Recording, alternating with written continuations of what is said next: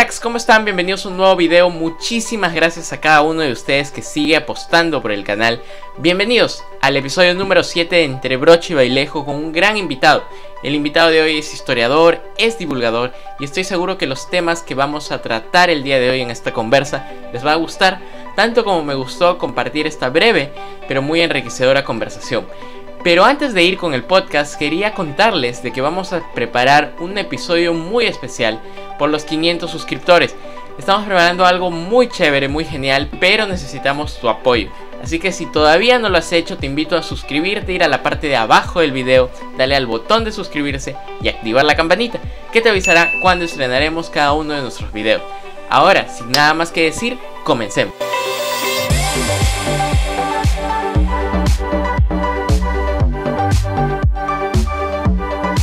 Que nada, yo quería darte la bienvenida, Juan José. Este es el 7º podcast de Entre Broche y Bailejo, que es este programa que iniciamos ya hace más de un mes. Muchas gracias a toda la gente que sigue apoyando esta iniciativa. En realidad buscamos sobre todo que aquellos que están en la cultura, en el patrimonio, en el arte, sean quienes cuenten la historia, su conocimiento, y que sea en realidad un espacio más para que se pueda conocer sobre eso. Así que para mí realmente es un placer tenerte aquí, Juan José. Pude ver mucho del trabajo que se ha hecho en el Rincón de la Historia Peruana, un blog en Facebook.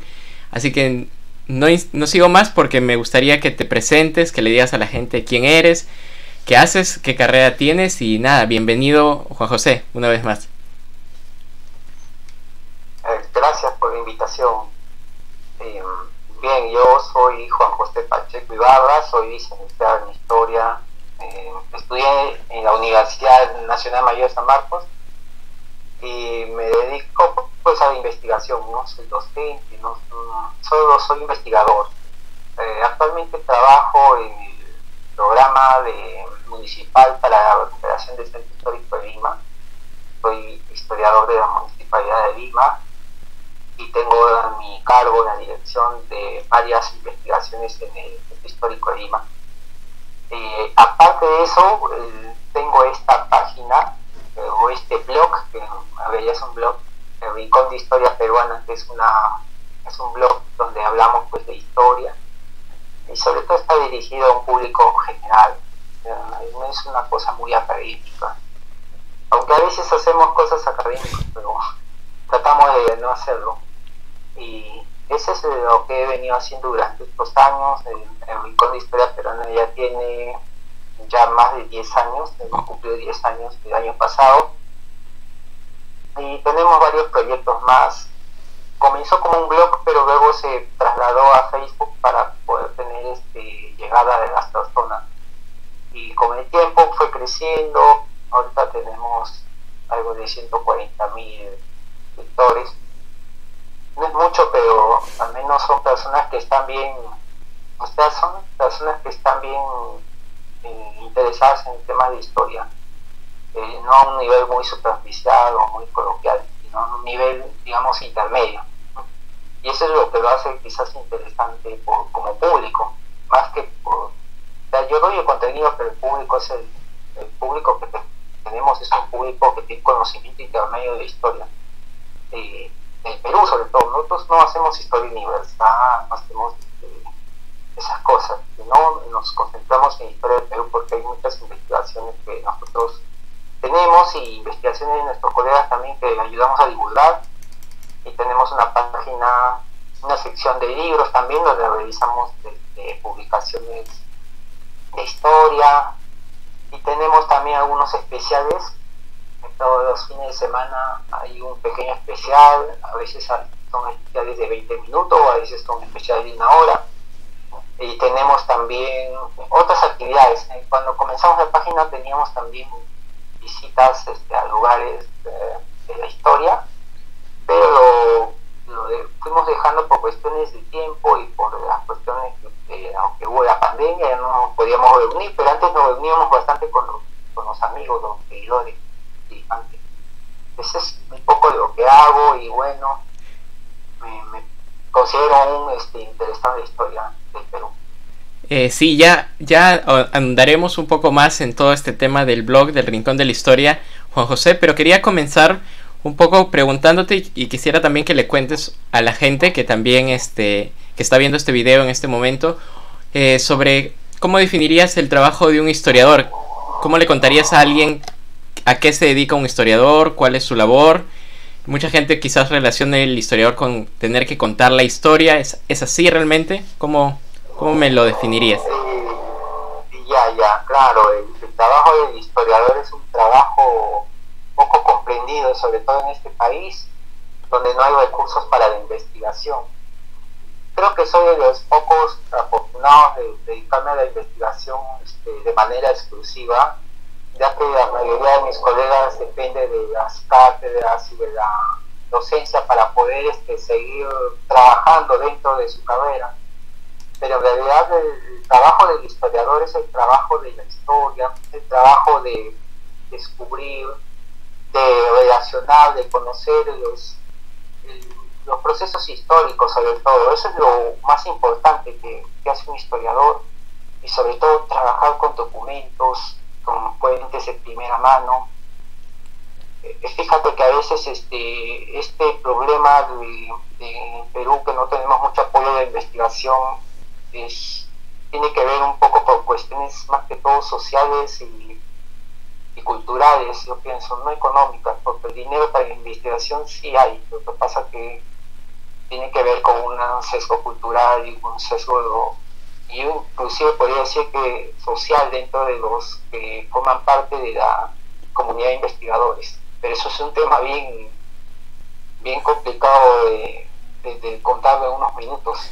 Lo que te puedo decir es que el historiador trabaja sobre todo en instituciones públicas y privadas, haciendo este trabajo por ejemplo, depende pues lo que necesite cada institución. Por ejemplo, en mi caso, que trabajo para la Municipalidad de Lima, nosotros hacemos estudios históricos sobre el espacio urbano, las casas antiguas, los espacios públicos, las personas importantes y no tan importantes que vivieron en el centro histórico, el tema del patrimonio también, y trabajamos mucho con el tema de los archivos, que a veces la gente no conoce, las mismas autoridades no conocen el valor del patrimonio documental, y los historiadores estamos ahí un poco para valorar eso y luego pedir ayuda para que las instituciones puedan hacerlo.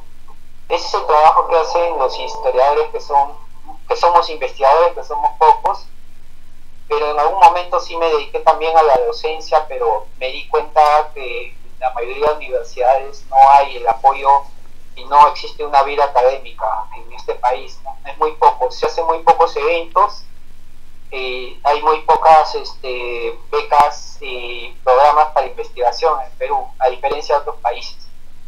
Entonces, somos realmente pocos los investigadores que trabajamos temas de historia de Perú, sobre todo. Sí, y ahora que hablabas un poco sobre la importancia de los archivos, nosotros en el quinto podcast conversamos con Leslie Calderón, que era conservadora, y pues nos contó también, ¿no?, de lo delicados que son y lo valioso que son todos estos documentos, todo lo que se registra, ¿no? No inclusive solamente temas gran importantes, pero va reconstruyendo toda la historia de diferentes clases sociales, grupos en particular, así que me parece muy interesante.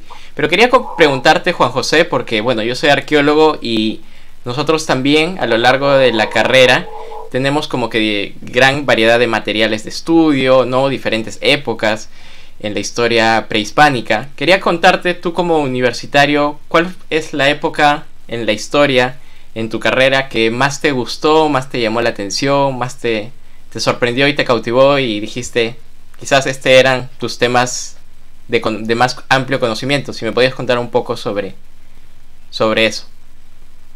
Bien, a mí me gusta, soy especialista y me he dedicado mucho tiempo al siglo XIX, a la segunda mitad,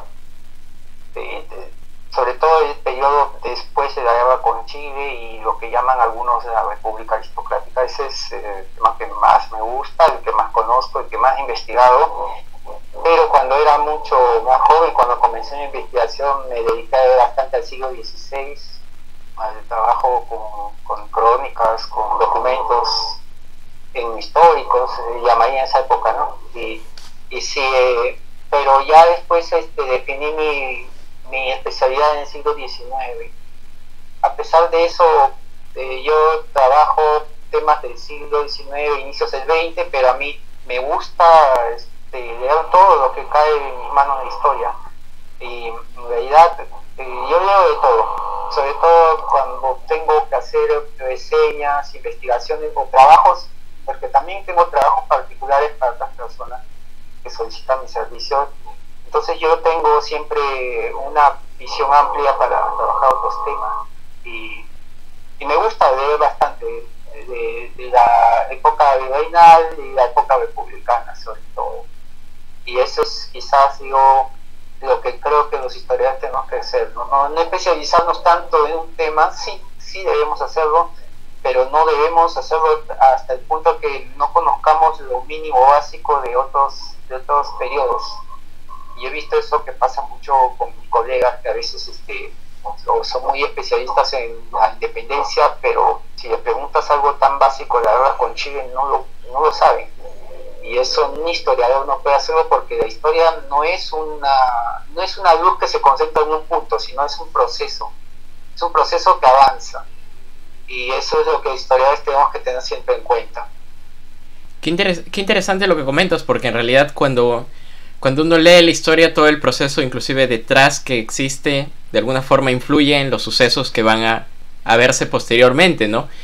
Y justo ahora que me comentabas que más amplio conocimiento tienes sobre la guerra con Chile, quería ir un poco a esa época, y sé que es un tema polémico, que aún mantiene un arraigo de cierta rivalidad, de separación con Chile, pero quería preguntarte si alguna vez tú has tenido la posibilidad de leer desde el punto de vista chileno, cómo se vio la guerra, cómo se tomó la guerra, qué escriben los historiadores chilenos sobre ese proceso. Me gustaría ese símil, porque creo que el trabajo del historiador, como tú bien lo comentas, está abierto a la lectura, a ver ambos puntos de vista.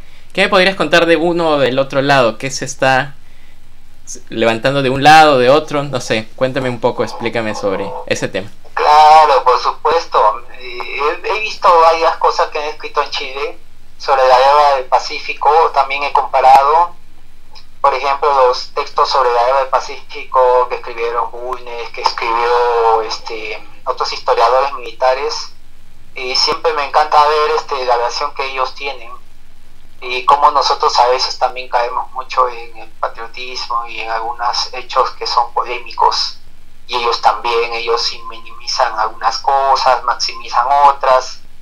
Es bien interesante. Te pongo un caso de ejemplo, sí, por ejemplo, que después de la guerra del Pacífico, por ejemplo, Chile entró en una crisis, una guerra civil más o menos en 1890. Yo he leído bastantes hechos de esa guerra civil. Ya se han escrito un par de libros sobre eso aquí en Perú y en Chile, pero ninguno de esos libros habla acerca de que, o sea, Chile se calla la boca, no habla mucho su historiografía. Tú puedes ir a la biblioteca, sacar los libros y veo que no quieren hablar de ese momento. No sé si es vergüenza, no sé si es una memoria y un olvido histórico, ¿qué será? Y el Perú no lo conoce. ¿Y qué es lo que pasa en ese momento? En ese momento los chilenos se pelean entre ellos en una guerra civil, el norte y sur, y algunos chilenos logran cruzar hacia el Perú buscando refugio. Los peruanos los recibimos, incluso llegaron a Lima y los recibimos. Los peruanos no exaltan eso, los chilenos no exaltan eso, pero ahí está. Y eso no lo cuentan ellos tampoco mucho, y cuando ves sus textos que hablan acerca de eso, cuando hacen homenajes a ese periodo, tampoco se refieren mucho a eso, y Perú tampoco sabe. Entonces todo eso nos muestra la investigación. Nosotros vamos investigando, vamos encontrando cosas que no cuadran. O sea, una cosa es lo que te cuentan en el colegio y algunos textos de historia que siguen manuales de historia, y te das cuenta que eso no encaja. Entonces lo que había pasado aquí es que los peruanos ayudamos a muchos refugiados chilenos después durante la guerra civil que ellos tuvieron, pero en Chile nadie dice nada, en Perú solamente algunas referencias. pero es increíble, ¿no? Cómo esta parte de la historia se pierde por cuestiones de intereses o un afán de que no se hable mucho de este tema. Y en la Guerra del Pacífico sucede lo mismo durante la campaña de Breña. Hay una versión que habla de Cáceres como el héroe, estratega y todo eso, y vemos en Chile más bien que en los textos de historiografía contemporánea de esa época más bien ven a Cáceres como un impedimento, como alguien que es tan irracional para seguir alargando la guerra. Entonces un historiador no puede dejarse llevar simplemente por ese discurso del pasado, sino tiene que ver qué hay detrás de eso. Además que después que Cáceres termina en parte su campaña de Breña, pues deja toda una situación terrible, digamos, en la sierra, porque los que le habían apoyado eran pues los grupos de la sierra, los terratenientes, estos grupos, y vemos más bien que cuando él llega al gobierno no se conecta nuevamente con ellos y hay todo un problema, y hay todo esto de Aptuspar, y hay problemas en Ayacucho, hay problemas en la sierra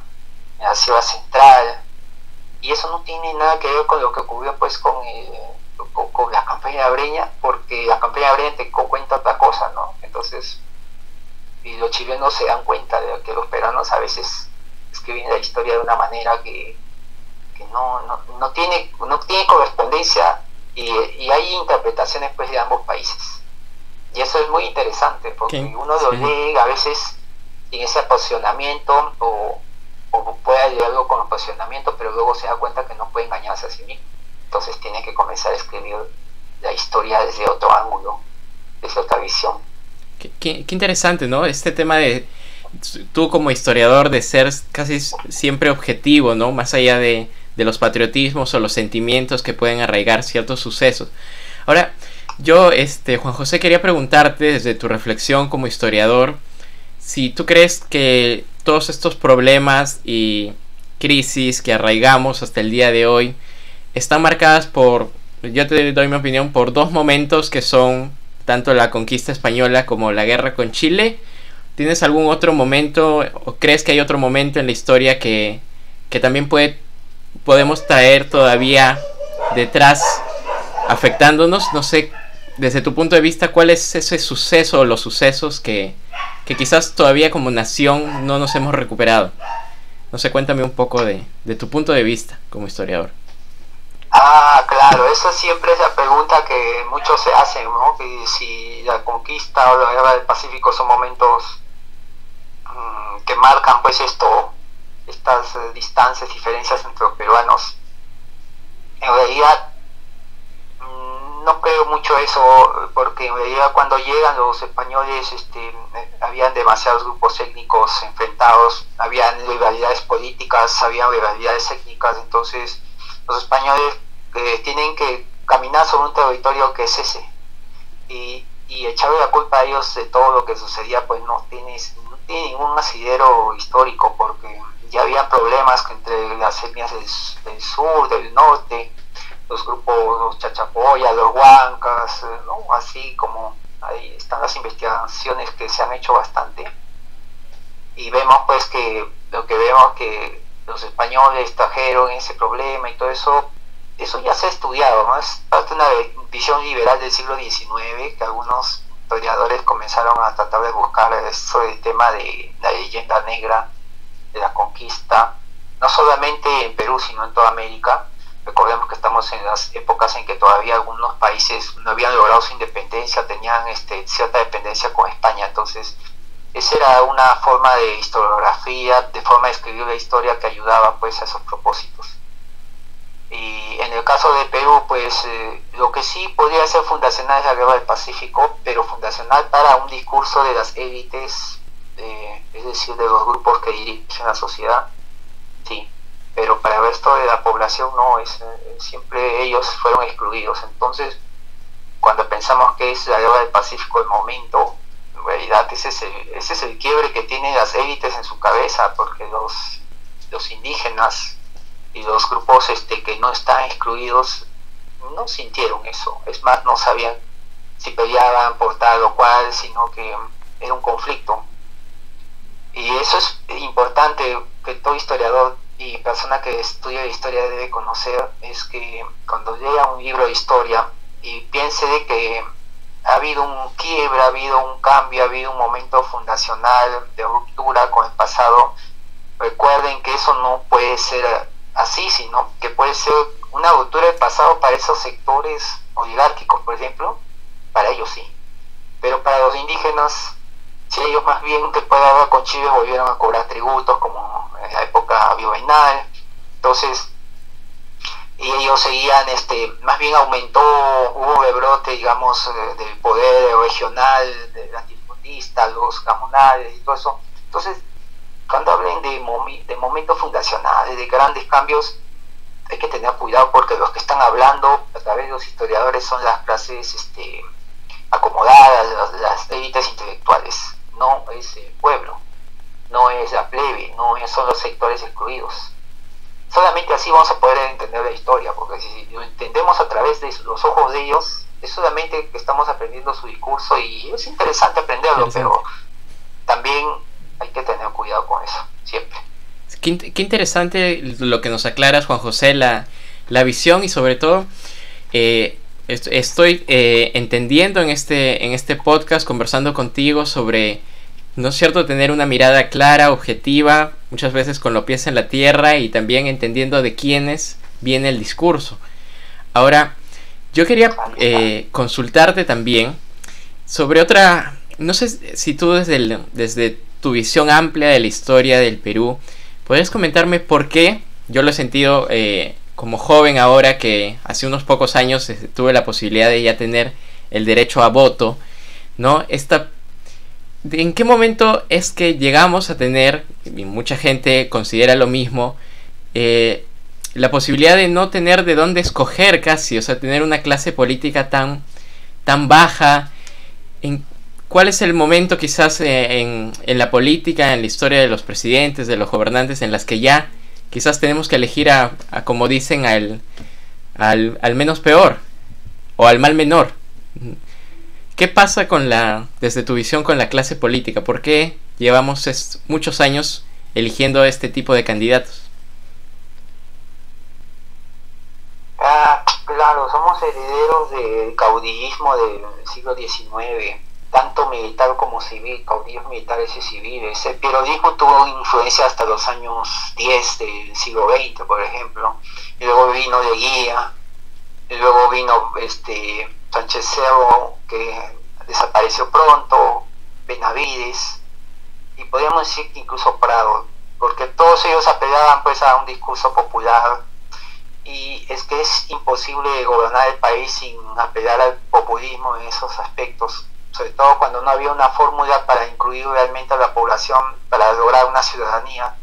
Entonces, esa es la herencia de una serie de partidos que nacen en realidad como clubes electorales, como fachadas de un caudillo, grupos que siguen a un caudillo, y no se consolidan los partidos políticos en Perú. Las propuestas, digamos, no son propuestas, sino simplemente son acciones ejecutivas, es decir, ante un problema deben buscar una solución, y a veces muchos de ellos piensan que ellos son la solución, como Leguía, ¿no? Leguía va cambiando la constitución para reelegirse, como muchos otros lo van a hacer, cambiando la constitución para poder sostener su régimen, y eso no es un programa político en ningún lugar del mundo. Eso es más bien una solución que induce a lo personalista. Entonces, esto es lo que ha pasado a lo largo de la historia, y lo hemos visto pues que hay pugnas de poderes en el siglo XIX, sobre todo los poderes militares, los caudillos, cuando llega Manuel Pablo y Balta con los hermanos Gutiérrez, pues están en una disyuntiva, están en una disputa de cómo evitar que los civiles lleguen al poder también, ¿no? Y en el siglo XX, digamos que el fenómeno de masa sobrepasa a todos los presidentes de esa época hasta el día de hoy.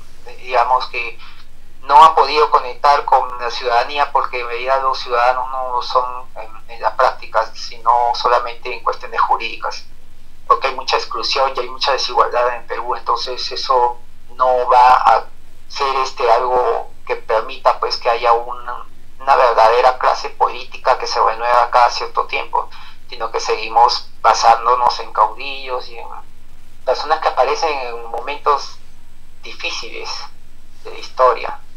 Eso es lo que pasa, y pienso. Pero esa es parte de la historia política que ahora se está estudiando bastante.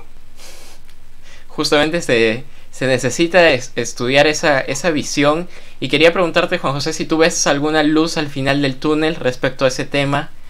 Todavía muchas sombras delante. ¿Cómo ves el desarrollo o lograr quizás una mejor clase política? ¿Lo ves muy lejano? Sí, lo veo muy lejano, lo veo muy distante. La mejor forma de demostrar es lo que sucedió en 2021, que supuestamente era el bicentenario de la independencia, que pasó completamente desapercibido. A muchos les molesta que diga eso, pero es la verdad. Porque somos un país que en 200 años no ha podido superar muchas cosas, no ha podido construir realmente lo que debió construir, y en un contexto en el cual digamos que vivimos en una gran ignorancia, falta de educación, falta de, digamos, de acceso, y también no hay una política por darle cultura a la población. Es bien difícil que se logre pues una educación política adecuada. Entonces, cuando eso pasa, ¿qué es lo que ocurre? Generalmente en situaciones, la historia nos ha mostrado que lo que ocurre es que llega un líder con un discurso divisionista, un discurso de odio, un discurso populista, y termina con cautivar a la audiencia y las cosas van a empeorar. Entonces yo no tengo mucha esperanza que eso mejore. Y esto lo han dicho ya varios especialistas, historiadores y analistas políticos que han dicho que el Perú creció, pues, como todos sabemos, en las últimas décadas tuvo un gran crecimiento económico, y a pesar de eso no desarrolló en otros aspectos. Más bien cambiaron nuestros hábitos culturales y de consumo, pero no nuestro apego a la educación, nuestro apego a una mejor cultura, digamos, para el pueblo, fomento de la educación, fomento de las artes, fomento de bienestar, de los servicios básicos. Entonces, si en épocas en que hemos estado en un buen índice de crecimiento económico no lo hemos hecho, ahora que tenemos crisis económicas, políticas e incluso sociales, pues yo veo bien difícil eso, de verdad. Sí, realmente está complicado el camino. Yo quería preguntarte, yo había llegado una vez a una reflexión que quizás todos estos cambios que no se realizan en el tema educativo, como tú bien señalas, es quizás porque realmente la clase política no quiere que la gente realmente sea culta o que tenga una capacidad de reflexión, de crítica, ¿no? Para poder cuestionar todos estos patrones o estas formas en las que nos llevan. Y justamente por ello quería preguntarte cómo es así que te animas a lanzar este blog, que después se convirtió en este blog en Facebook. Viste que había un espacio que necesitabas cubrir, tú tenías la intención de poder contar lo que empezabas a conocer. ¿Cómo así empezó esta historia con el Rincón de la Historia Peruana? Bueno, comenzó con el afán de comunicar algunas cosas, algunas ideas y algunas investigaciones personales que tenía, pero luego se fue abriendo bastante, porque como yo leo bastantes cosas a lo largo de la semana, a veces en el trabajo tengo cosas que leo también. O sea, la fortuna que tengo yo es que como soy investigador, mi trabajo es leer, y leo de todo. Y bueno, de ahí van saliendo los temas también. Y la gente pregunta cosas bien interesantes. Por eso yo no me gusta mucho. Yo he visto que en otros blogs se pelean con sus seguidores, se van poniendo capturas de pantalla y todo eso. Wow. No, yo al contrario, esas cosas que dice la gente para mí es oro puro, porque muestra una insatisfacción, muestra una visión, muestra una observación y un enfoque de historia que nosotros quizás no estamos viendo. No lo tomo personal, sino digo, si alguien se está quejando o está siendo racista o está siendo misógino o está yendo contra el presidente actual o contra el fujimorismo, no sé. Yo saco qué hay detrás de eso, ¿no? Y eso es lo que a mí me nutre bastante para hacer las preguntas, los temas. Hacemos una encuesta y ahí sacamos los temas. Pero ¿cómo comenzó esto? Pues con el afán de conectar a la gente con la investigación que se está haciendo en los círculos intelectuales académicos, que son bien cerrados. Cuando ellos hacen un evento, a veces ni los mismos historiadores van, ¿no? O sea, es un fracaso completo. Pero es verdad, ¿no? Con cariño, es un fracaso. Pero realmente has logrado...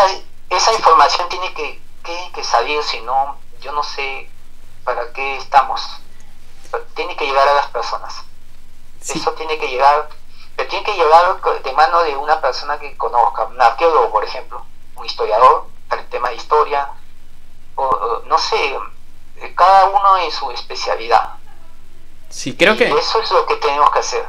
Creo que al final cada una de estas carreras involucradas en la cultura, en el patrimonio, nos nutrimos, ¿no? Entre nosotros para poder justamente, como señalas, llevar a la gente todas estas... Qué interesante lo que señalabas, ¿sabes por qué?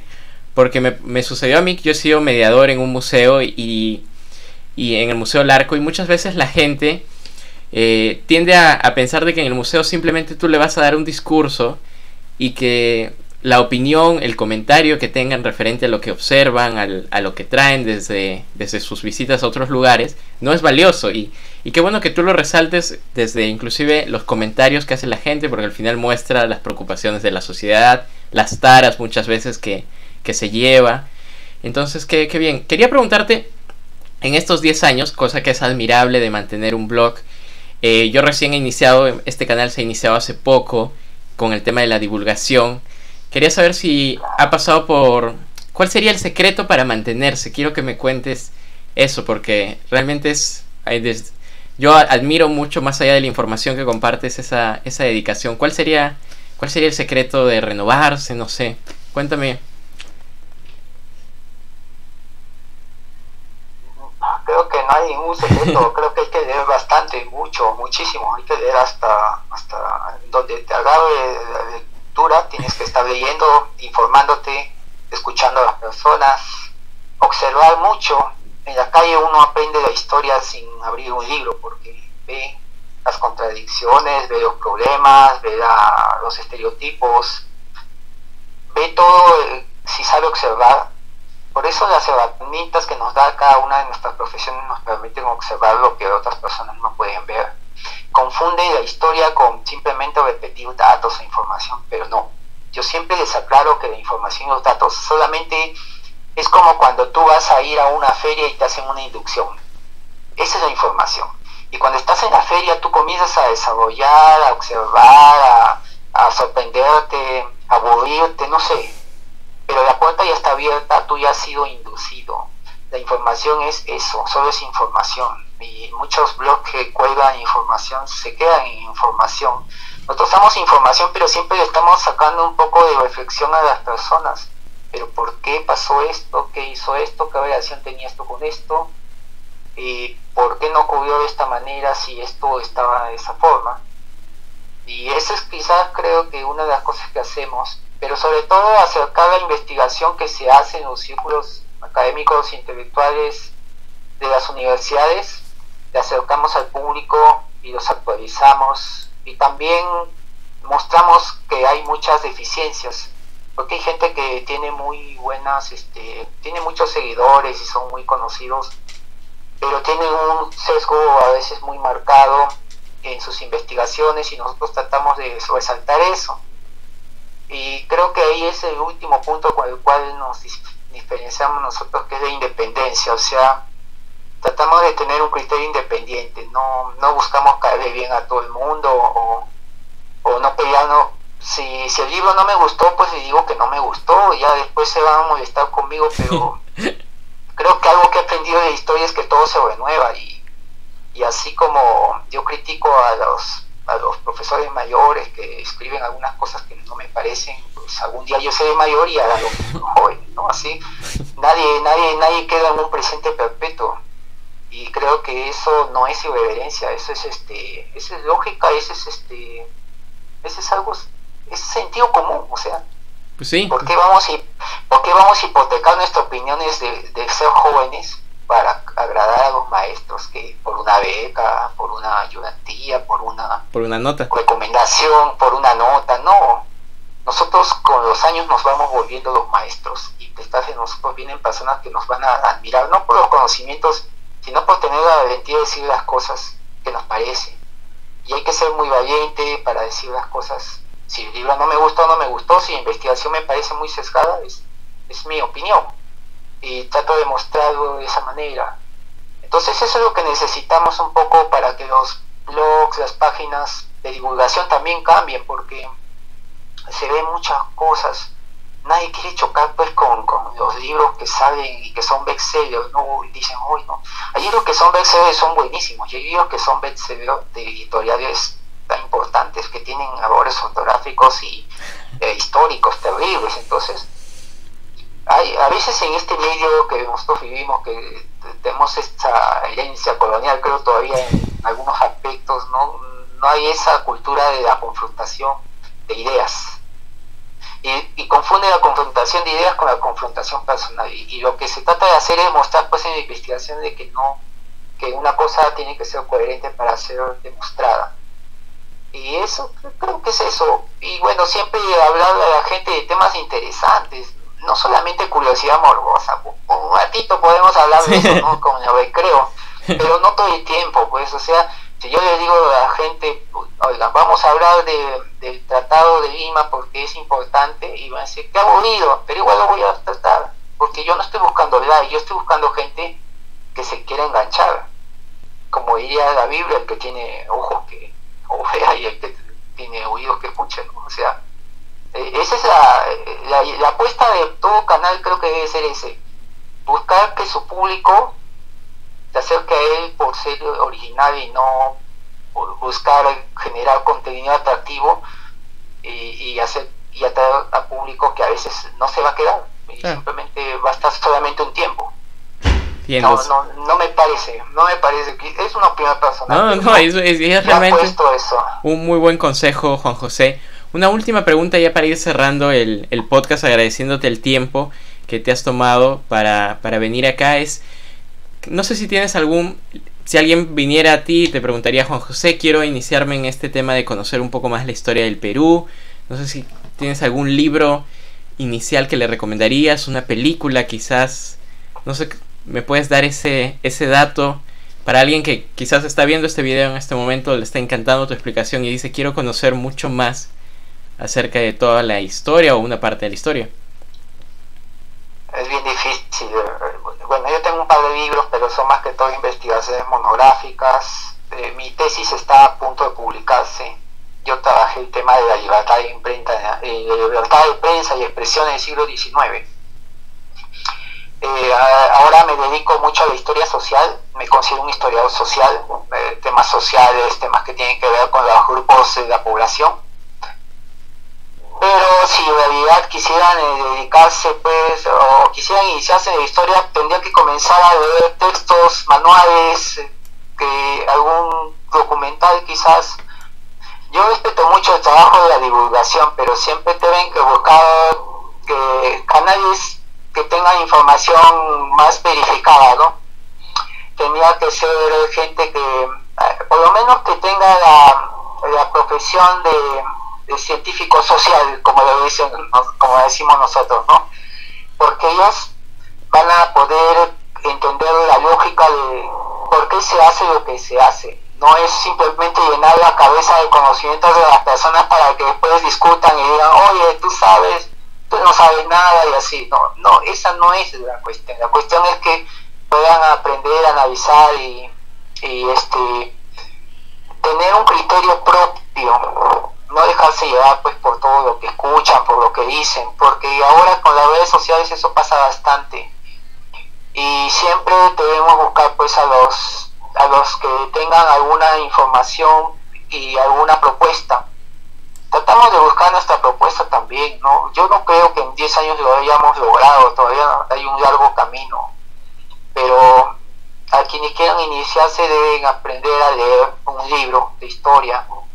Y aprender a leer un libro de historia es no solamente quedarse con la información, sino tener en cuenta de que hay una persona que lo ha escrito y ha tenido cierto interés en algunos temas y tiene alguna posición acerca de eso, y si logran aprender eso, es como comprar no sé, es como comprar videojuegos, como comprar un auto. Ya uno ya está entrenado para saber qué debe comprar, qué no debe comprar, y no dejarse guiar por los comentarios de los influencers, que a veces dicen una cosa pero ellos mismos son influenciados por otros influencers. Eso es lo terrible de esta época, porque es una cadena de influencers. O sea, siempre pensamos que un influencer es un ser único que influye en los demás, pero no, los influencers tienen influencers y así a la potencia 10. Y lo que pasa es que no los vemos porque a veces cogen una parte de otros influencers. Entonces eso no podemos hacer los historiadores, porque también seríamos influencer, y no desde el buen sentido de la palabra, sino del mal sentido, es decir, simplemente seguimos una corriente que podría estar siendo manipulada. Yo no creo en esas cosas conspirativas, pero en realidad somos tontos útiles al hacer ese tipo de cosas. Y si aprovechamos más bien las herramientas tecnológicas que tenemos en nuestras manos, creo que tenemos que hacerlo con criterio, y no decir después que fue un experimento social o cosas así. No, tenemos que usar el criterio y fundar pues nuestra propuesta, y eso pues nos puede llevar a transmitir un mensaje y una forma de pensar para que las personas también puedan hacerlo. Creo que esa es la forma como uno trata de acercarse al público. Pues en el caso de Rincón de Historia Peruana lo hemos hecho así, y también de manera presencial cuando teníamos nuestras reuniones, nuestros eventos, nuestras presentaciones de libros. Eran buenas épocas antes de la pandemia. No sé cómo será después, no sé si volveremos a hacer eventos presenciales, pero eso es quizás lo que podría contar. No se me ocurre más, porque ahorita tengo como varios temas en la cabeza y creo que tienen que salir. Creo que sobre todo, Juan José, algo que dejas en este podcast, más allá de todo el conocimiento que tienes como historiador y todo lo que nos dejas y nos sigues continuando con el Rincón de la Historia Peruana, es llevarnos a ser personas que están viendo este video, a ser reflexivos con la historia, ¿no? A cuestionar como tú mismo dices, a recibir información, pero también poder digerirla, compararla y tomarla en cuenta, y también saber cuándo no debemos tomarla en cuenta, ¿no? Nada, ha sido realmente una conversa muy, muy genial, muy enriquecedora. Quiero agradecerte tu tiempo. Ojalá se pueda repetir en alguna oportunidad si el canal sigue creciendo. Nada, invito a la gente a seguir apoyando este tipo de iniciativas. Muchas gracias, Juan José, por esto, y nada, cuídense mucho y nos vemos en un próximo podcast.